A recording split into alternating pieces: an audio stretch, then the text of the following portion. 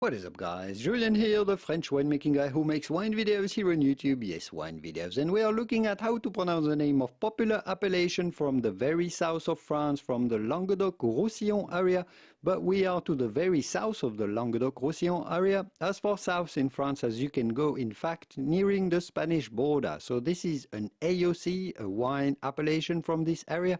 I actually live in Roussillon, so I can tell you about it. We are near the city of Perpignan. So how do you go about pronouncing the name of this appellation?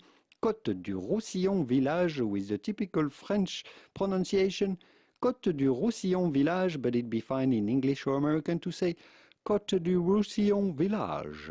The S's to Côte and village are silent, so do not say Côtes du Roussillon villages, but rather Côtes du Roussillon village. If you want to learn more about the Roussillon wines, the Collioure, Maury, Banyuls, and all of the wines locally, here are a video with masters of wines talking and describing them all. I'll leave you to it, and I will see you soon in the wonderful world of wine. Au revoir.